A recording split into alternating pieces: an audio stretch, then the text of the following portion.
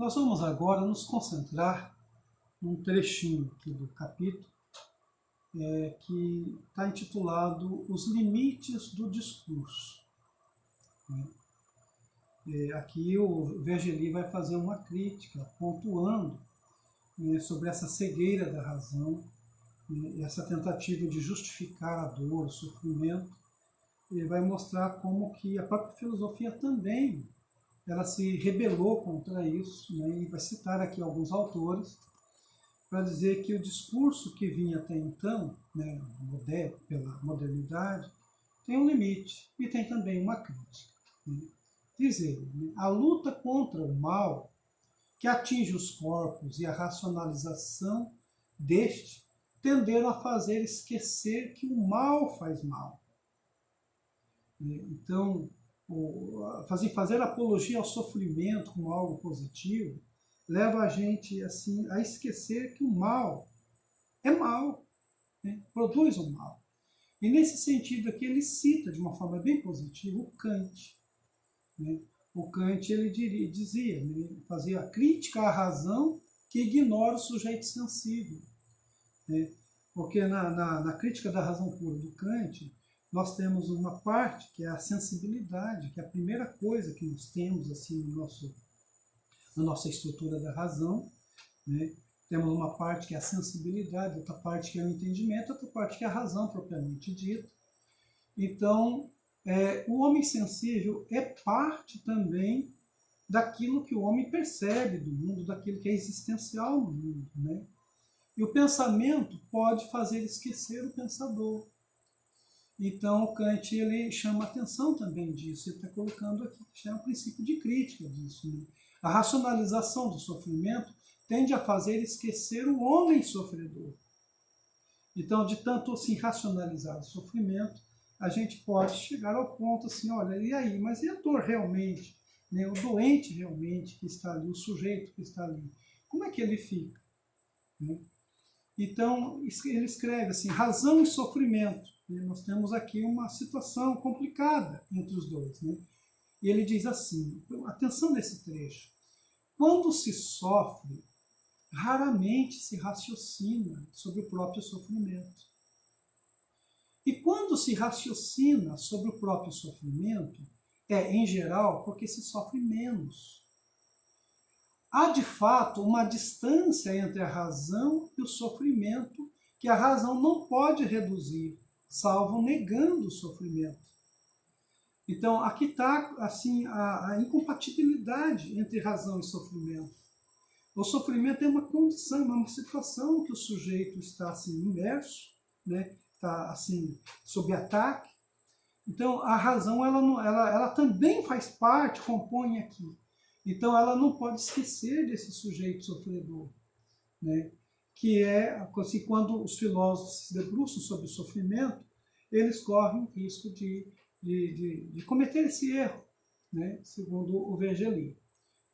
E ele cita aqui um filósofo, um literato francês, chamado Georges Duhamel, que assim, ele viveu os horrores da Primeira Guerra Mundial, serviu na guerra, trabalhou na guerra, e acabou escrevendo um livro que é muito mencionado na literatura francesa e na filosofia, que é A Vida dos Mártires, La Vie des Martyrs.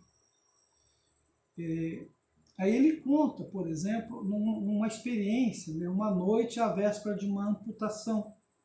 Ele tinha que amputar a perna de um soldado ferido, e ele narra isto. E esse trechinho está lá no texto aqui, do Vergely. Eu queria ler para vocês. Ele diz assim, durante a noite, o médico-chefe veio ver L'Église, que lhe disse com a mesma sombria gravidade, não quero, doutor, prefiro morrer. Descemos ao jardim e o chefe diz-me esta frase estranha. Tente convencê-lo, acabo tendo vergonha de pedir-lhe tal sacrifício. E eu não tenho vergonha então? Responde o interlocutor.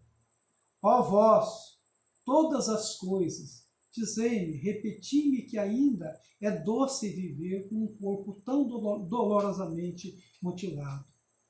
Então, esse episódio que é narrado aqui pelo Duhamel, o Duhamel nasceu em 1884 e morreu em 1966. Esse episódio que é narrado por ele, né, mostra aqui, né, assim, a vergonha do médico diante de uma pessoa sofredora. Né, assim, uma atitude própria, né, propícia de alguém que está diante de alguém que sofre, né, e que não fica indiferente ao sofrimento desta pessoa. Né. E, da mesma forma, o Vergely vai lembrar aqui dos filósofos existencialistas, a exemplo do Søren Kierkegaard, né, um filósofo dinamarquês, que escreve também sobre o sofrimento. E a partir dessa filosofia existencialista, que começa com ele, depois se estende ao Sartre, ao Heidegger, né, nós vamos ter assim, uma amplitude maior, né, a subjetividade, nós vamos considerar mais a questão da consciência humana, né, e vamos também ampliar a nossa desconfiança em relação à razão, né, sobretudo Kant e o Sartre. Né, e também o Heidegger vai fazer isso. Né. No caso do Kant aqui, ele vai dizer a razão deve ter a razão de sua razão. O que é a razão ter razão de sua razão? É ela encontrar os limites. A razão também tem seus limites, o discurso racional também tem seus limites. Isso é preciso se considerar, porque o sofrimento é algo que transcende a questão racional. E ele cita, por último, aqui um padre, um teólogo, chamado Ferdinand de Alquier, que numa conferência dizia o seguinte, pode-se ver o mundo como Deus o vê, pode-se também encará-lo do ponto de vista do homem. Quando nos colocamos do ponto de vista de Deus, ficamos fora do mundo. E ficando assim fora do mundo, fica-se num nível no qual o sofrimento não existe. Ou seja, olhar o mundo como Deus olha para o mundo, se o homem assume esse comportamento, então esse homem fica um pouco distante da realidade dos seres que sofrem. E a gente passa a olhar o mundo como espectador e não como participante dele. E aí a gente não consegue também perceber o sofrimento, que é o sofrimento do outro. E aí o Vergely, fazendo a crítica dele, ele pergunta, vamos olhar o mundo como Deus olha, assim, de longe, distanciadamente. Ele diz, é um objetivo, mas a que preço? Ficar do lado do homem pode perder a objetividade, no caso do médico, mas é muito mais humano, ele diz. Você pode, assim, porque a modernidade diz que o homem tem que ser muito objetivo, o médico tem que ser objetivo. Perder essa objetividade pode ser mais humano. E uma parte do pensamento moderno teve, reconhece o Vergely, esta sabedoria, que são estes que ele cita aqui. E aí o Vergely fecha essa partezinha dos limites do discurso, nos remetendo a dois fatos históricos, que balançam assim, a credibilidade da razão. Um deles é a questão da democracia e a existência do Holocausto. Como é possível que em nações ocidentais a gente falasse tanto de liberdade de uma forma muito linda, muito bela, muito positiva, e a gente redundasse em fanatismos, em forças como o nazismo, em reações como o fascismo? Como era possível isso e chegarmos a um estado de barbárie, como a história testemunhou e continua testemunhando? E a outra menção que ele faz são as tragédias totalitárias do século XX.